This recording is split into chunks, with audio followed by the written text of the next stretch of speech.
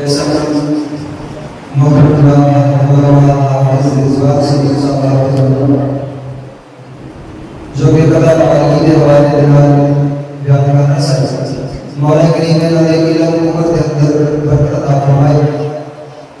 تو اب بلا تاخیر خطاب کے واسطے میں دعوت دینا ساڑھے آئے ہوئے خصوصی مہمان فضیلت الشیخ عالی کامل محترم جناب حضرت مولانا محمد اختر صدیق صاحب حفظہ اللہ تعالی فاضل مدینہ یونیورسٹی و انشاءاللہ تعالی سامنے قرآن و حدیث کی روشنی کے اندر باتیں کر رہے ہیں.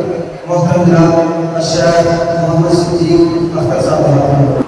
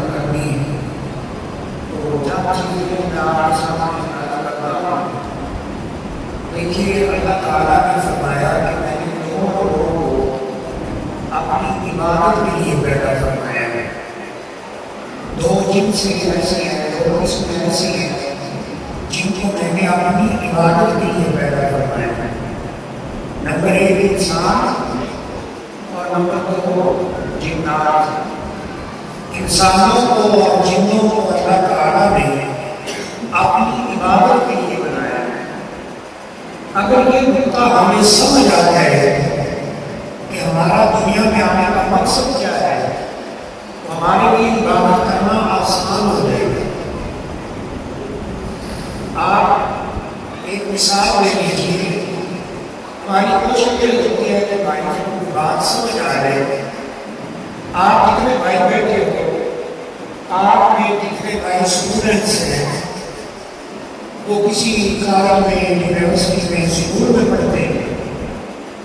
اگر اسکول کی عمارت بڑی خوبصورت بنی ہو اور اس میں گراسی پلاٹ بنے ہوں پودے لگے ہوں پھول لگے ہوں وہ طالب علم جو پڑھنے کے لیے اسکول میں گیا ہے وہ وہاں پر کلاس نہ کرے سبق بھی یاد نہ کرے پیریڈ بھی اٹینڈ نہ کرے اور جب استاد ٹیچر سے کہے کہ تم کلاس میں کیوں نہیں کرتے تو وہ آگے سے کہے کہ استاد بھی دیکھے اسکول کتنا زبردست بنا ہوا ہے کتنا خوبصورت بنا ہوا ہے اس کے اندر گراسی پلانٹ کتنے خوبصورت ہیں اس میں پھول کیسے خوبصورت لگے ہیں.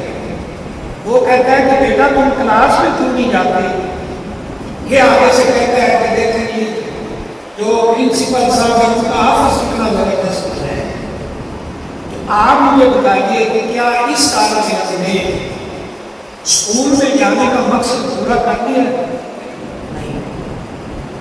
آپ میں سے جو بھائی دکاندار ہیں اگر وہ دکان ہی نہ کھولے باپ کہے جاؤ بیٹا دکان کھولو ہم نے دکان اس لیے بنائی ہے کہ کوئی پیسہ ہاتھ آئے دکان کھلے اس پہ گاہک آئے وہ کوئی پیسہ پکڑائے کہ مجھے کوئی چیز دو تو وہ جناب وہاں کھڑے ہوئے کہیں دیکھنے کے لیے قاری شعیب صاحب اللہ نے کتنا خوبصورت مرکز بنا دیا ہے. وہ کہے کہ میں تمہیں کہہ رہا ہوں دکان پہ جاؤ. دکان تو بھی اس لیے ہے کہ ہمارے ہاتھ میں پیسہ آئے ہمارے حالات ٹھیک ہو جائیں. وہ دکان میں تو نہ جائے یا اگر دکان پہ جا کر بیٹھ بھی جائے اور گاہک آئے تو وہ پوچھے چینی ہے وہ کہے ماشاءاللہ آپ نے کپڑے کتنے خوبصورت پہنے ہوئے. بیٹا بھائی صاحب آپ کے پاس چینی ہے آپ بتائیے کہ کیا اس نے دکان پر بیٹھنے کا اور جس مقصد کے لیے دکان کھولی تھی پورا کر دیا ہے؟ تو بس یہ ایک تو مثالیں ہی کافی ہیں کہ ہم دنیا میں جس مقصد کے لیے آئے ہیں وہ ہے اللہ تعالیٰ کی عبادت کرنا۔ اگر دنیا میں آ کر ہم اللہ کی عبادت نہ کریں اور دنیا کی خوبصورتی کے اندر کھو جائیں، دیکھیں جی ماشاء اللہ یہ زراعت کا نظام کتنا پیارا ہے، یہ جناب کوٹیاں کتنی پیاری بنی ہوئی ہیں، یہ گاڑیاں کتنی خوبصورت ہیں، تو بتائیے ہم نے دنیا میں آنے کا مقصد پورا کر دیا ہے؟ بولے بھائی نہیں۔ تو ہمارا مقصد دنیا میں آنے کا کیا ہے؟ بولے آپ حیران کرتے ہیں، ہمارا مقصد کیا ہے دنیا میں آنے کا؟ اللہ تعالیٰ کی عبادت ہے۔ کوئی بھائی بتا سکتا ہے اگر آپ حیران نہ ہو کہ عبادت کسے کہتے ہیں؟ میرا مقصد کی تقریر کرنا نہیں ہے، بات سمجھانا ہے۔ اللہ تعالیٰ سے دعا ہے کہ بات کوئی سمجھ آ جائے۔ عبادت کسے کہتے ہیں؟ آپ جو یہاں کے مقامی بھائی ہیں میں ان سے پوچھ رہا ہوں، عبادت کسے کہتے ہیں؟ جی اللہ کا حکم ماننا یہ عبادت۔ اور کوئی تعریف کسی بھائی کو علم ہو کہ عبادت کسے کہتے ہیں؟ جی شرمائے نہیں، وہ کچھ بولیں گے تو سمجھ آئے گی، کچھ پوچھیں گے کچھ سنیں گے سنائیں گے، میری بات سمجھ آئے گی نا۔ عبادت دیکھیں ہر ایک چیز کی تعریف ہوتی ہے کوئی نہ کوئی، اسے انگلش میں ڈیفینیشن کہتے ہیں اور اردو کے اندر تعریف کہتے ہیں۔ وہ ایک خاص تعریف ہوتی ہے ہر لفظ کی۔ تو عبادت کسے کہتے ہیں ذرا یہ بتائیے مجھے؟ جی نماز کو عبادت کہتے ہیں اور ہر نیکی کو عبادت کہتے ہیں، لیکن اس میں سے کوئی بھی تعریف عبادت کو پورا بھی بتانے کی عبادت کیا ہے۔ اب اگر آپ ناراض نہ ہو تو میں یہاں یہ بات کرنا چاہوں گا کہ ہم نے بی اے بھی کر لیا، ایف اے بھی کر لیا، ایم اے بھی کر لیا، ایف ایس سی بھی کر لی، B S C, M S C, M P A, سارے ہم نے امتحان پاس کر لیے، اور جو اسکول کا بورڈ جنہوں نے نہیں دیکھا وہ بھی بڑے عقل مند ہیں، دنیا کو بولنے نہیں دیتے۔ اور حال ہمارا یہ ہے کہ مسلمان ہو لا الہ الا اللہ پڑھتا ہو اور اسے یہ پتا ہو کہ دنیا میں عبادت کے لیے آیا ہوں اور اسے یہ پتا نہ ہو کہ عبادت کہتے کسے ہیں، تو کتنے افسوس کی بات ہے۔ عبادت کیا ہے؟ عربی میں پہلے تعریف بتا دیتا ہوں پھر اس کا سادہ سا ترجمہ بھی عرض کر دیتا ہوں۔ اسم جامع لکل ما یحب اللہ ویرضی من قول و عمل، ہر وہ بات جو ہم زبان سے نکالتے ہیں، ہر وہ بات اور ہر وہ کام عمل فعل جو اللہ تعالیٰ کو پسند ہے اور اللہ اس پہ راضی ہوتا ہے اسے عبادت کہتے ہیں۔ اور جب وہ اللہ کے لیے کیا جاتا ہے تو اللہ اس کا ثواب ہوتا ہے۔ اگر آپ ناراض نہ ہو تو میرے ساتھ ذرا دوہرا بھی میرے لیے لفظ، ہر وہ بات، ہر وہ لفظ، ہر وہ بات، ہر وہ کام جو اللہ کو پسند ہے اور اللہ اس پہ راضی ہوتا ہے اسے کیا کہتے ہیں؟ عبادت کہتے ہیں۔ دیکھیں یہ مفہوم کتنا بڑا ہے۔ ہمارے بھائی نے بتایا کہ عبادت نماز کو کہتے ہیں، نماز تو عبادت کی ایک قسم ہے، یہ ٹھیک ہے بہت بڑی قسم ہے، لیکن یہ عبادت کے اندر شامل ہے۔ عبادت اور چیز ہے، عبادت کا دائرہ بہت زیادہ وسیع ہے۔ میں دو مثالیں حدیث سے دیتا ہوں۔ نبی اکرم صلی اللہ علیہ وسلم نے فرمایا الایمان بضع وستون شعبۃ اعلاها لا الہ الا اللہ وادناها اماطۃ الاذى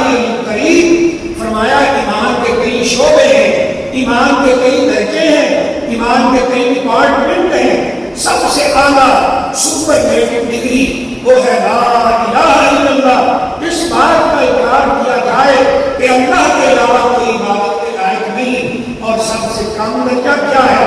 آپ آ رہے ہیں رستے میں تکلیف دہ چیز پڑی ہوئی ہے, آپ اسے ہٹا دیتے ہیں یہ سمجھ کر اس نیت سے کہ میرا رب خوش ہو جائے اور میرے مسلمان بھائی اس سے تکلیف نہ اٹھائیں.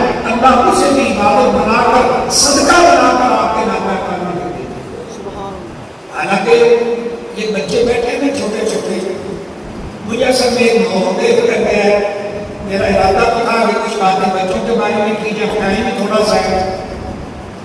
دیکھیں نبی اکرم صلی اللہ علیہ وآلہ وسلم نے عبادت کا مفہوم کس طرح سمجھایا ہے. آپ نے فرمایا یہ جو ہم روزی کماتے ہیں سارے بھائی, خاص طور پہ جو شادی شدہ ہے, بیوی ہے, بچے ہیں گھر میں, ماں باپ ہیں, ان کے لیے کما رہے ہیں, کھلا رہے ہیں ان کو.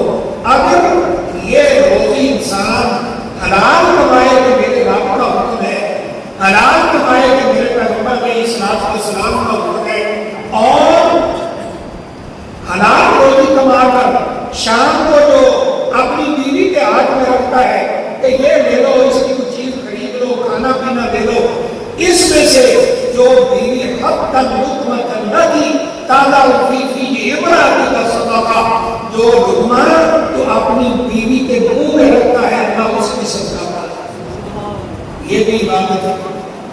ٹھیک ہے, ہمارا کیونکہ جوائنٹ فیملی سسٹم ہے, اکٹھے ہم رہتے ہیں, بزرگ بھی اسی گھر میں ہوتے ہیں, بھائی ہے, یہ دیور ہے, یہ جیٹ ہے, یہ ہے. ہمارا ذرا پرابلم ہے یہ. اور ورنہ بیوی کے منہ میں پیار محبت سے لقمہ رکھنا یہ بھی نبی صلی اللہ علیہ وسلم نے فرمایا صدقہ ہے. اور صدقہ عبادت میں ملتا ہے, ثواب میں. عبادت کا دائرہ, عبادت کا سرکل تو بہت زیادہ وسیع ہے. ہاں ذرا بزرگوں کے ہوتے ہوئے یہ تجربہ آپ نہ کرنا شروع کر دیجیے گا کہ بیوی کے منہ میں لقمہ رکھ رہے, ورنہ وہ آ کر کے حیرانی نہیں ہوتی ہے. یہی ہے ہمارے ایک بزرگ تھے, فوت ہو گیا, اللہ تعالیٰ انہیں جنت میں جگہ دے.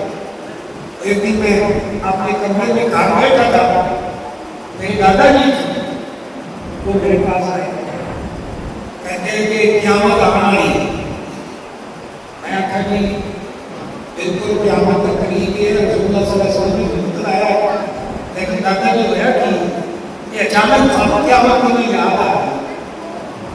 کہنے لگے کہ وہ ہمارا بھی اس وقت جوائنٹ کا سسٹم, کہتے ہیں ہمارے عزیز کا نام لے کے کہ وہ دیکھو دونوں میاں بیوی ایک چارپائی پہ بیٹھ کے روٹی کھا رہے ہیں, انہیں شرم نہیں آتی. حالانکہ رسول اللہ صلی اللہ علیہ وسلم کیا فرماتے ہیں کہ جو لقمہ کو اپنی بیوی کے منہ میں رکھے گا وہ بھی کیا ہے؟ صدقہ ہے, وہ بھی عبادت ہے. عبادت صرف نماز, روزہ, حج, زکات کا نام نہیں ہے, وہ بھی عبادت ہے. جو بیوی کے منہ میں لقمہ رکھو, بیوی کو کھلاؤ بھی. حتیٰ کہ ایک حدیث میں آتا ہے جو صدقہ تم کرتے ہو وہ اللہ کے راستے میں دیتے ہو, کسی فقیر کو دیتے ہو, مسکین کو دیتے ہو, اللہ کے گھر کو دیتے ہو, مسجد کو دیتے ہو, اور اپنی بیوی بچوں کو کھلاتے ہو, ان سارے صدقوں میں سے بہتر صدقہ وہ ہے جو تم اپنی بیوی بچوں کو کھلاتے ہو. یہ ہے عبادت. اب دوبارہ سن لیں, ہر وہ قول, ہر وہ بات, ہر وہ فعل, ہر وہ کام جو اللہ تعالیٰ کو پسند ہے اور اللہ اس پہ راضی ہوتا ہے, اسے کیا کہتے ہیں؟ عبادت. ہم نے بہت بڑی غلطی کر دی ہے جو عبادت کو بند کر دیا ہے مساجد میں, بس یہی عبادت ہے. نہیں, آپ دیکھیں نبی صلی اللہ علیہ وسلم نے اس سے عظیم بات بیان فرمایا جو شادی شدہ بندہ اپنی بیوی کے ساتھ اپنی خواہش پوری کرنے کے لیے تعلق قائم کرتا ہے وہ بھی صدقہ ہے. واللہ صحابہ کرام نے تعجب سے پوچھا کہ رسول اللہ وہ کیسے صدقہ ہے؟ وہ تو ہم اپنی خواہش پوری کرتے ہیں. رسول اللہ صلی اللہ علیہ وسلم نے فرمایا یہ بتاؤ اگر یہ بندہ یہی کام حرام جگہ پہ کرے گناہ ہوگا؟ کہا جی ہوگا. فرمایا اگر حرام جگہ پہ کرتا ہے اللہ اس سے بھی صدقہ کرتا ہے. تو یہ ہے میرے بھائی عبادت. عبادت کا دائرہ بہت وسیع ہے. اور ہم دنیا میں کیوں آئے ہیں؟ بھائی خراب ہو گئے ہو. اس لیے دنیا میں آئے ہیں عبادت کے لیے. یہ پوائنٹ سمجھ آ گیا. اب اگر ہم دنیا میں آ کر دنیا کی چکا چوند کے اندر کھو جائیں اور دنیا کی خوبصورتی کے اندر کھو جائیں تو اس کا مطلب یہ ہوگا کہ ہم نے دنیا میں آنے کا مقصد فوت کر دیا ہے. بات سمجھ آ گئی. اب جو ہمارے بھائی یعنی سب کی بات نہیں ہے, وہ ذرا دنیا داری سے تعلق رکھتے ہیں. جب ان کو بات کی جاتی ہے نماز کی, عبادت کی, دیگر نیکی کے کاموں کی, تو پتہ کیا کہتے ہیں؟ کہتے ہیں کہ مولوی میں یہ ویلے ہے کام میں ہے تو اذان پڑھ سکتے کیا ایتھے آؤ گا ساڈے نال منجی لاؤ پھر پتہ لگے کنک وڈو تو پھر پتہ لگے کہ کی بنتی ہے, کس بات نکلی. اللہ اکبر. یہ بات ہم تب کرتے ہیں کہ ہمیں اپنے آنے کا مقصد ہی پتہ نہیں. اگر پتہ بھی ہے تو پھر اس کا شعور نہیں ہے کہ ہم دنیا میں کیوں آئے ہیں. ہم دنیا میں اللہ کی عبادت کے لیے آئے ہیں. اگر یہ پوائنٹ سمجھ آ جائے تو پھر بڑا آسان ہو جائے گا عبادت. پھر سردیوں میں بستر سے نکلنا, ابھی سردیاں آ رہی ہیں, فجر کی نماز کے لیے آسان ہو جائے. پھر زور کی نماز کے لیے دوپہر کے وقت آنا آسان ہو جائے گا. اس بندے کو پتا ہوگا رسول اللہ صلی اللہ علیہ وسلم نے فرمایا جس شخص نے من تطہر فی بیتہ, اپنے گھر میں طہارت حاصل کی, وضو کیا, ثم راح الی المسجد, پھر مسجد کی طرف چلا ہے. یہ فرض نماز کا ٹائم نہیں ہے, ویسے مسجد کی طرف جاتا ہے. اللہ اکبر کہ میں مسجد میں جا کر 2 رکعت نماز پڑھ لوں, نفل نماز اپنے رب کو خوش کر لوں. اللہ اکبر. نبی اکرم صلی اللہ علیہ وسلم نے فرمایا کہ میں گھر سے چل کر مسجد آتا ہے, جب اپنا ایک قدم اوپر اٹھاتا ہے اللہ جنت میں اس کا درجہ بلند کر دیتا ہے, اور جب نیچے رکھتا ہے اللہ اس کے گناہ کو معاف کر دیتا ہے.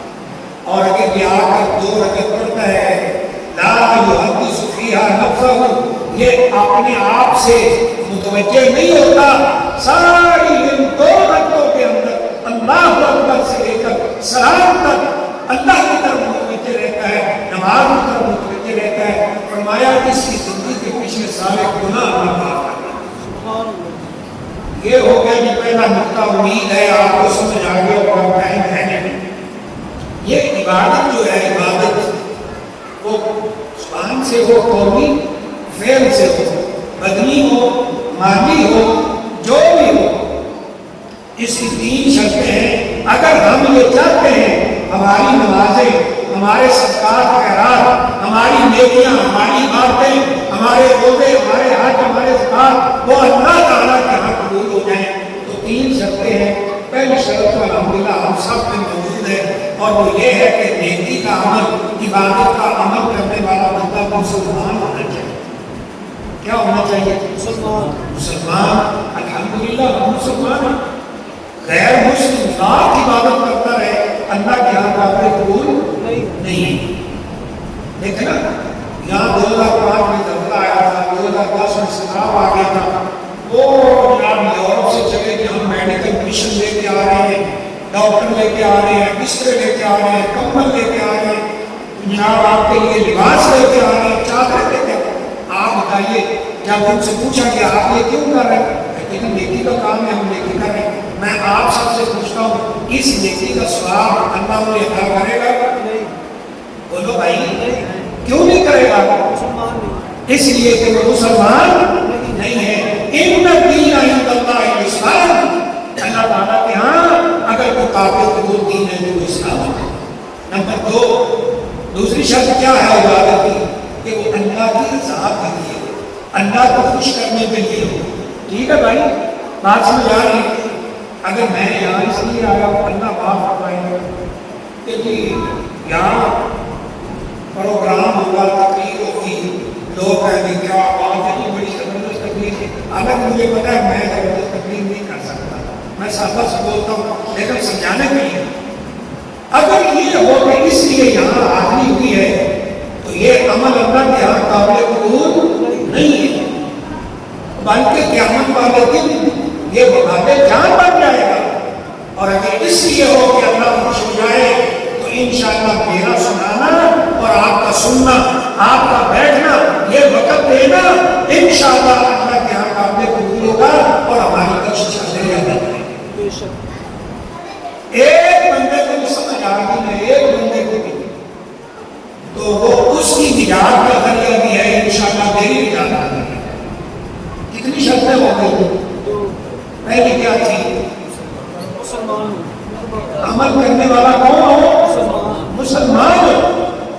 نمبر 2 اللہ کی، آپ تھوڑا سا بولے نا، تھوڑا آپ کو پہلے اللہ کی رضا کے لیے ہو کہ میرا رب خوش ہو جائے۔ دیکھیں حدیث میں ایک مثال ہے، مجھے نہیں پتا آپ سارے بھائی جو بیٹھے ہو آپ کے کیا کام ہے، کیا جاب ہے، ملازمت ہے، کوئی دکان ہے، کوئی تجارت ہے، کیا ہے، لیکن ظاہر ہے جو کام آپ کر رہے ہیں نا اس کے آپ ایکسپرٹ ہوں گے، ماہر ہے۔ کوئی دکاندار ہے، دکان چلانے کا ماہر ہے، کوئی ٹیچر بیٹھا ہو پڑھانے کا ماہر ہے، کس طرح ایک ماہر اور بھی ہے، الماہر، حدیث کے لفظ ہیں الماہر بالقرآن، جو قرآن مجید کا ماہر ہے، ایکسپرٹ آف قرآن، قرآن کے علوم جانتا ہے، قرآن کی تفسیر جانتا ہے، ہر آیت کا سبب نزول جانتا ہے، یہ کیوں نازل ہوئی ہے، اس کے احکام جانتا ہے، اس کا مطلق اور مقید جانتا ہے، عام اور خاص جانتا ہے، مجمل اور مفصل جانتا ہے۔ الماہر بالقرآن مع الکرام الصبر والبرر، قیامت والے دن جب دنیا پریشان ہوگی یہ اللہ کے مقرر فرشتوں کے ساتھ ہوگا، اللہ کے مقرر فرشتوں کے ساتھ۔ لیکن شرط یہ ہے کہ اس نے اللہ کی رضا کے لیے قرآن پڑھا پایا، ٹھیک ہے۔ اور آپ صلی اللہ علیہ وسلم کی ایک مشہور حدیث ہے نا، شہید اور عالم، میں اشاروں میں بات کرتا ہوں، شہید، عالم اور سخی، اگر وہ اللہ کی رضا کے لیے سخی مسجد بناتا رہا، اللہ کی رضا کے لیے قاری قرآن سناتا رہا، اللہ کی رضا کے لیے وہ بندہ شہید ہوا، اللہ کے بڑے مقام مرتبے پائیں گے۔ اور اگر ان کا مقصد شہرت تھی، اللہ تینوں کو قیامت والے دن کہے گا قسم تھا تو جھوٹ بول رہا ہے، تو نے میرے لیے شہادت نہیں دی، تو نے میرے لیے قرآن نہیں پڑھا، تو نے میرے لیے مسجد اور مدرسے نہیں بنائے، اور تو نے میرے لیے نہیں خرچ کیا، لہذا ان تینوں کو اللہ الٹے منہ جہنم میں بھیجائے گا۔ تو دوسری شرط کیا ہوگی جی؟ اللہ کی رضا کے لیے، نیک عمل کس لیے ہو، عبادت کس لیے ہو، اللہ خوش ہو جائے۔ اور تیسری شرط کیا ہے کہ وہ سنت کے مطابق، نبی صلی اللہ علیہ وسلم کی سنت کے مطابق۔ ابھی ہم نے نماز پڑھی ہے مغرب کی، کتنی رکعتیں پڑھی ہیں؟ 3۔ کیا خیال ہے کل سے 4 نہ پڑھنا؟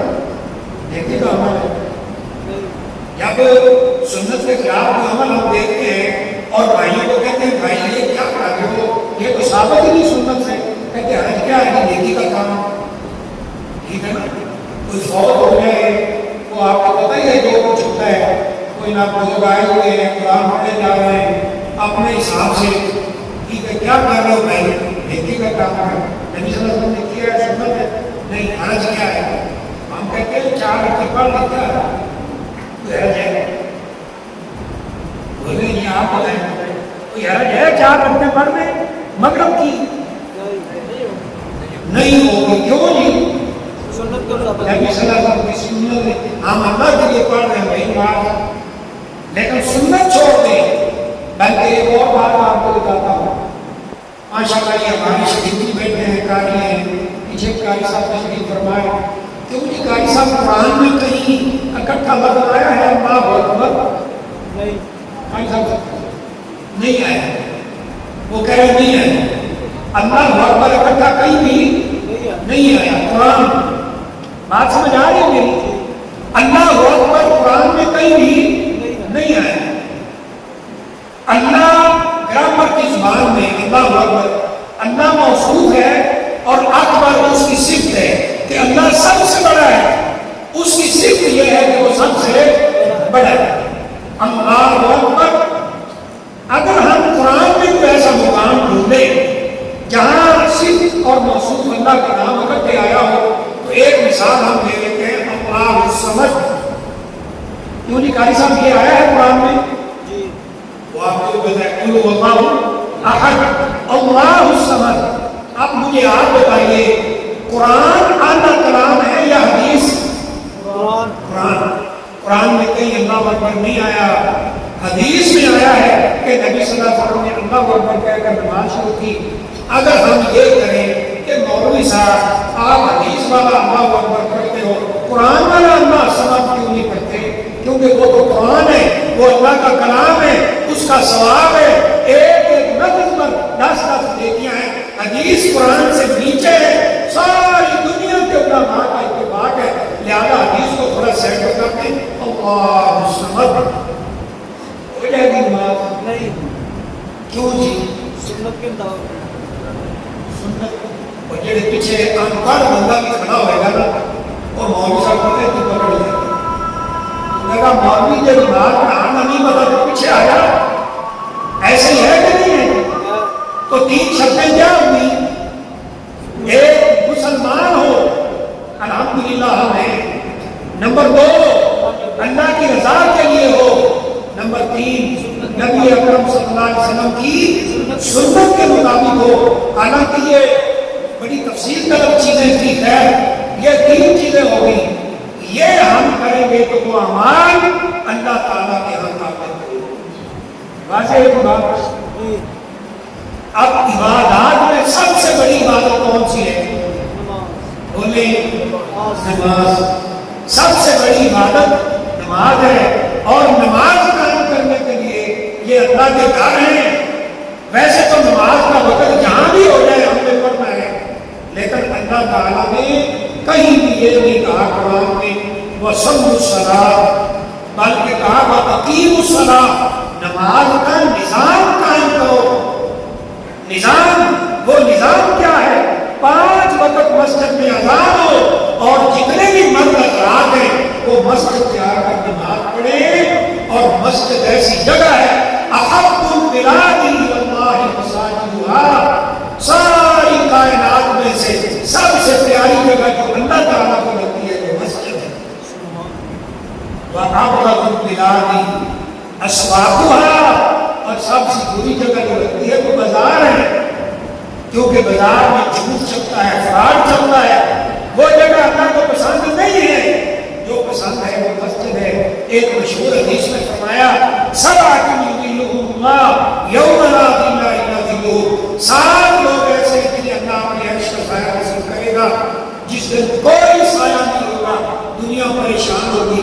ان میں سے ایک وَرَجُلٌ قَلْبُهُ مُعَلَّقٌ بِالْمَسَاجِدِ, ایک وہ بندہ ہے جس کا دل مسجد کے اندر لگا رہتا ہے, اسے مسجد سے نکلنا بھی پڑتا ہے.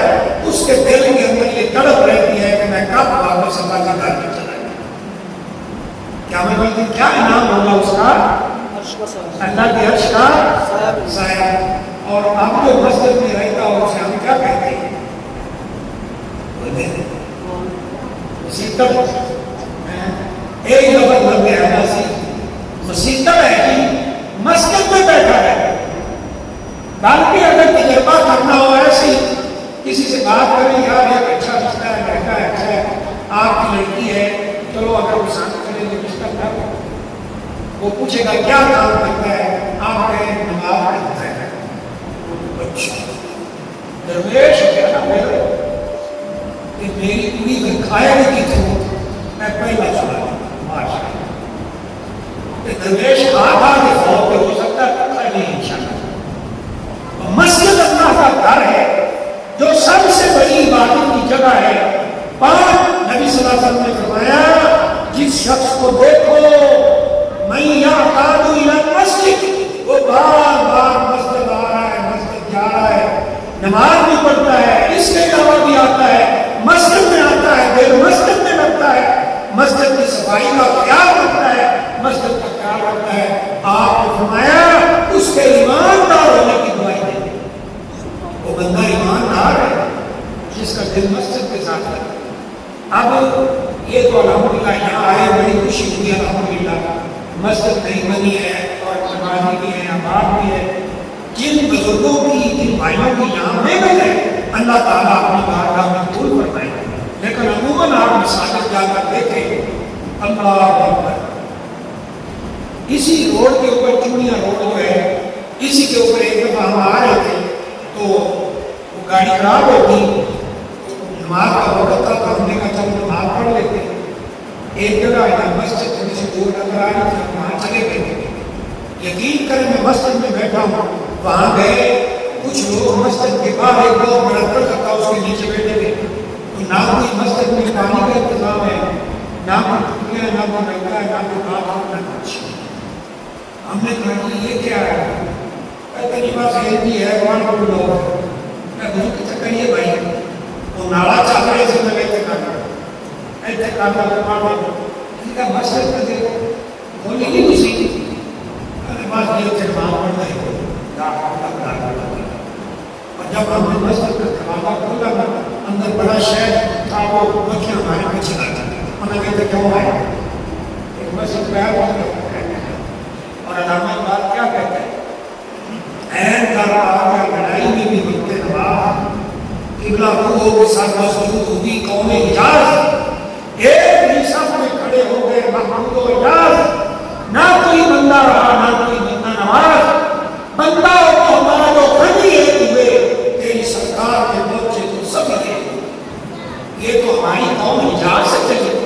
कौम इजाज मक्का और मदीना की सरजमीन को कहते हैं, वहां से जो लोग चले थे पक्के नमाजी थे, और आज हमने जनाब मस्जिद नौबा बना है कि नमाजी ना रहे, वो साहिब तबीयत हिजाती ना रहे, आज मस्जिद वीरान है और हम अपना अक्सर वक्त वो फजूल कामों के अंदर बर्बाद करते हैं। क्या ही बेहतर होगा हम मस्जिद आके कारी साहब को कहते हैं हमें कुरान की रस्सी का करा दें, हमें कोई तर्जुमा पढ़ा दें, नमाज का तर्जुमा बता दें, नमाज का तरीका बता दें, हमारी नमाज देख लें, ताकि जब हम क़यामत वाले दिन अल्लाह के सामने जाएं तो हम शर्मिंदा ना हो। कम से कम इस आयत का तो मिसदाक हो ना कि वमा खलक़तुल जिन्ना वल इंसा इल्ला लियअबुदून, मैंने जिन्नों और इंसानों को अपनी इबादत के लिए पैदा किया। इबादत करके जाए, अल्लाह को खुश करके जाए, तो फिर अल्लाह ताला के इनामात हैं। वल्लाह बात लोगों की बातें बड़ी अच्छी होती है। एक बुजुर्ग ने मैं हाथ पढ़ रहा था, कहते थे वो मस्जिद जाते थे, लेकिन कोई उनका काम ऐसा था कि जल्दी आ जाते थे। किसी ने पूछा, कहा भाई यार मजबूरी है क्या करें, लेकिन अल्हम्दुलिल्लाह नमाजी थे, नमाज पढ़ते थे 5 वक्त मस्जिद में। कहा बस आ जाते हैं, हाजिरी लिखवा जाते हैं, ताकि क़यामत वाले दिन नमाजियों की जब हाजिरी लगे तो हमारा नाम भी लिखा दे। इसलिए टाइम खत्म हो चुका है। अल्लाह ताला से दुआ है अल्लाह मुझे भी आपको भी अमल में तौफीक अता फरमाए। अगर किसी भाई ने कोई सवाल करना है बिला झिझक, अगर मुझे पता हुआ तो मैं अर्ज कर दूंगा, ना हुआ माफ़ कर दूंगा। लेकिन नबी सल्लल्लाहु अलैहि वसल्लम का एक फरमान है इन्नमा शिफाउल आय्य अस्सवाल, जहालत दूर करने का बेहतरीन तरीका उलमा से सवाल करना है। आलिम तो नबी को एक तालीम कैफियत से बैठा हुआ एक बड़ी दरसगाह मदीना मुनव्वरा जहाँ अल्लाह ताला ने पढ़ने का मौका दिया, उसका अदना सा ताक़ियम आप सवाल कर सकते हैं, कोई इश्काल है कोई इंशाअल्लाह अर्ज़ कर देंगे, और अगर ना हुआ तो आप सवाल कर देंगे। बिना तकल्लुफ़ भाइयों की तरफ कोई ऐसा मसला नहीं है।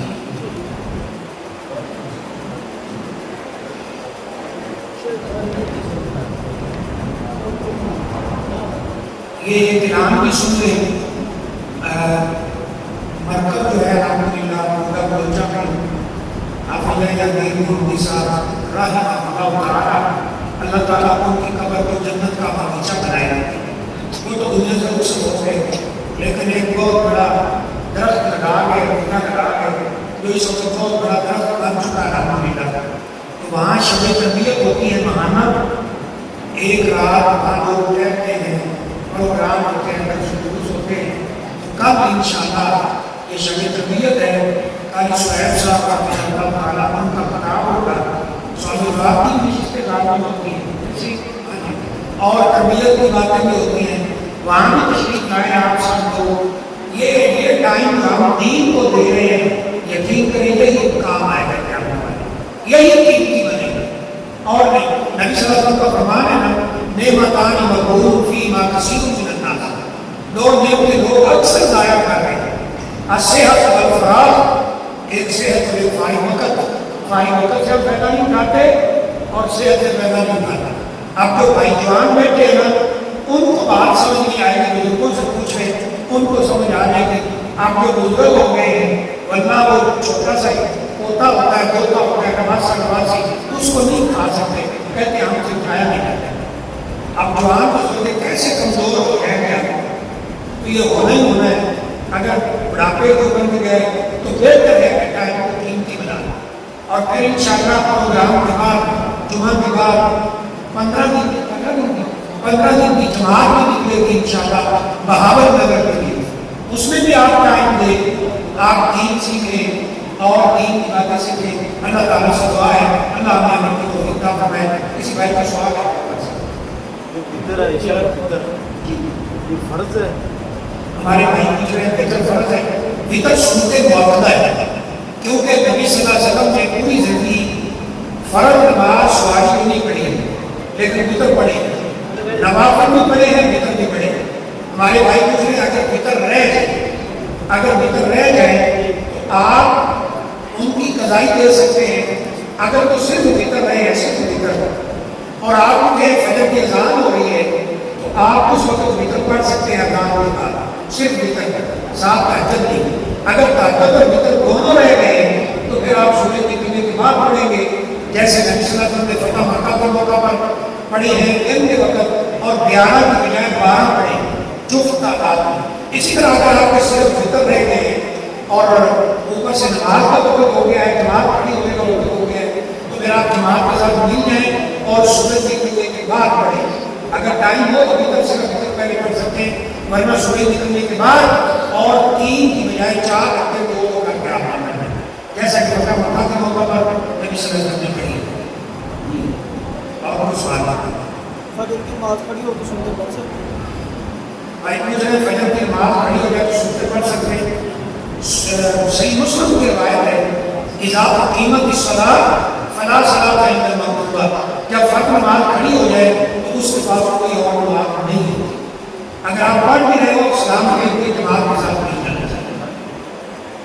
اور جو سلا رہی وہ فریق لڑ پڑے ہیں, ایک اس کے ساتھ ظلم کیا, اس کا کیا ہے؟ 2 فریق اگر لڑ پڑے تو جس نے ظلم کیا ہے اس میں لازم ہے کہ وہ اس کا بدلہ دے. اگر اسے مارا ہے تو کہ بھائی میں آتا ہوں, جیسے نبی صلی اللہ علیہ وسلم نے ایک دفعہ فرمایا تھا نا کہ ایک چھڑی کسی صحابی کو لگ گئی تھی کسی موقع پر, کام ہم سے بدلہ لے, تو اپنے آپ کو بدلہ کے لیے پیش کرے. اگر وہ معاف کر دے تو اچھی بات ہے, وہ بدلہ دے. اگر کوئی مالی مسئلہ ہے تو اس کے پیسے مانگے ہیں کہ وہ اس کو دے, پھر اس سے صلح کر دے.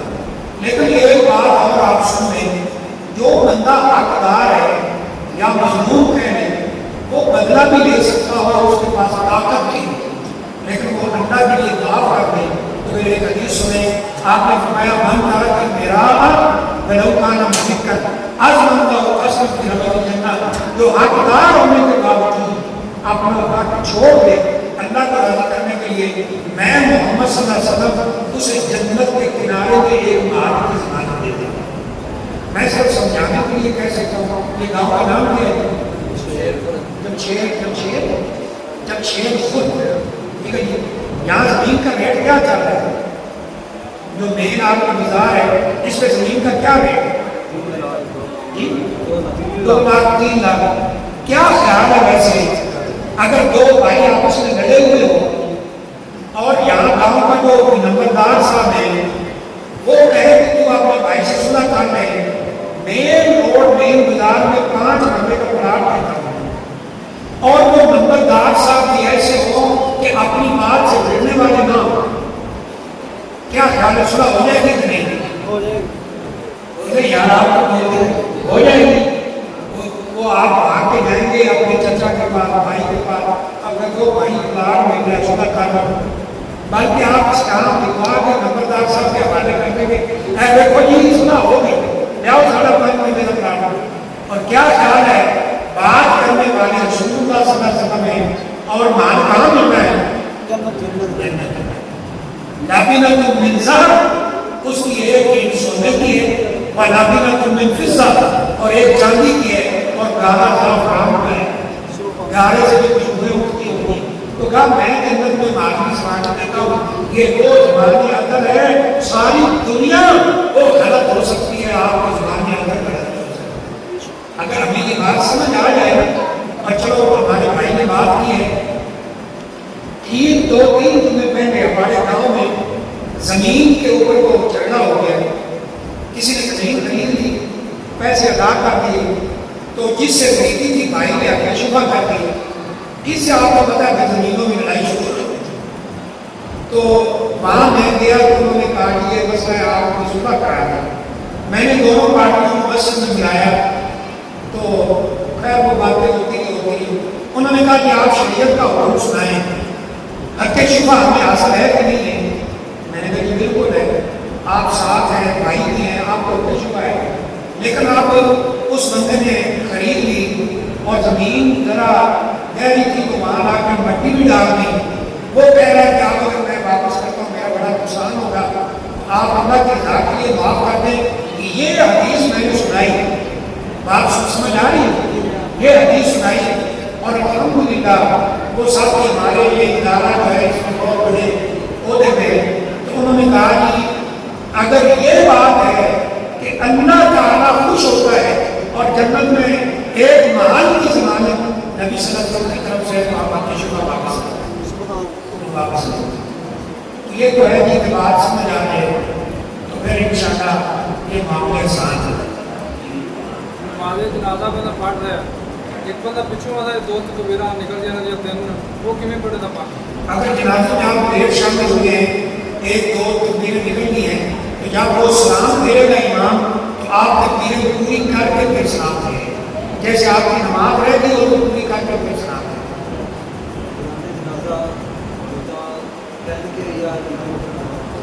कारी साहब सवाल कर रहे हैं कि जनाजा जूते के ऊपर खड़े होकर पड़े या पैर में पड़े। देखें, नबी अकरम सल्लल्लाहु अलैहि वसल्लम ने एक हुक्म हमें दिया जो आप सुन लें। आपने फरमाया सल्लू फिल मियाद। मोहतरम थोड़ा सा ये मजलिस के आदाब के खिलाफ होती है बात। अगर नबी सल्लल्लाहु अलैहि वसल्लम का फरमान सुने तो वो ये है सल्लू फिल मियाद, जूतों में नमाज पढ़ा करो, फ़इन्नहुम ला युसल्लूना फिल मियाद, खालिफ यहूदियों की मुखालफत करो, वो जूते में नमाज नहीं पढ़ते। ये तो मस्जिद का माहौल है, हम जूता सिर्फ इसके बाद उतार देते हैं कि यहाँ कालीन है, सफ़े हैं, इस तरह का माहौल है। अगर आप बाहर नमाज पढ़ रहे हो, जैसे हम मुल्कों में माहौल है, जहाँ नमाज का टाइम हो गया फिर नमाज पढ़ लेते हैं, आप मोटरवे पर सफ़र करें, वहाँ फैमिलियाँ भी नमाज पढ़ रहे होते हैं, आगे मर्द खड़ा है, पीछे बच्चे खड़े हैं, पीछे औरतें नमाज पढ़ा के नमाज पढ़ रहे हैं। ऐसी सूरत में जूतों में नमाज पढ़नी चाहिए, जूता पहन के नमाज पढ़ सकते हैं। अगर आप सिर्फ माहौल की वजह से कि लोग किसी फितने में शिकार ना हो जाए, क्या जूता पहन के जनाब कपड़ा आ गया, तो कोई अहम नहीं, कार के ऊपर खड़े हो सकते हैं, जायज़ है। लेकिन जूता पहन के भी आप नमाज जनाजा पढ़ा सकते हैं और मस्जिद से बाहर आकर नमाज को भी पढ़ सकते हैं। बल्कि एक वाक़या मिलता है, दो साथी जा रहे थे तो नमाज पढ़ने के एक जूता उतारने के तो दूसरे ने पूछा क्यों उतारा, अंत फिलवाद मुक़द्दस हुआ, क्या बाकी मुक़द्दस में हो जहाँ जूते उतारने का हुक्म अल्लाह ने मूसा अलैहिस्सलाम को दिया था, आज जूता पहन के नमाज ये जायज़ है, कोई इसमें हरज नहीं। हम ऐसे मिसाल क्या कर सकते हैं, हमारे गाँव भाई तो ये नमाज मसला सुन रहे हैं, ये नमाज नहीं है, तकरीबन 14.5 साल पुराना नबी सल्लल्लाहु अलैहि वसल्लम ने पढ़ी साहब काम लोग कहते हैं बच्चा ज़मीन पे लेटा हो उसको भाई अजान होगी, साथ नमाज भी हो जाएगी, नमाज पढ़ के साथ ही जाए। ये कारी साहब का सवाल है, बच्चा अगर लेटा हो तो उसके ऊपर से नहीं गुजरना चाहिए, ऐसे पाबंदी कोई नहीं, बिल्कुल गुजर सकते हैं। हाँ ये है कि बड़ा आदमी लेटा है तो सिर्फ अदब का तकाजा ये है कि उसको ऊपर से ना गुजरे। उसमें जराबों में मसा हो जाता है, जराबों पर मसा हो जाता है, कितनी रिवायत है मासा नबी सल्लल्लाहु अलैहि वसल्लम फई की बात जोड़ा भाई आपने मौजूद में मसा किया, जराबों में मसा किया। शर्त यह है कि आप वजू करके पहनिए। आप घर में हैं, एक दिन और एक रात में 5 नमाज़ें पढ़ सकते हैं। सफर में है 3 दिन और 3 रातों की नमाज़ें 15 आप पढ़ सकते हैं।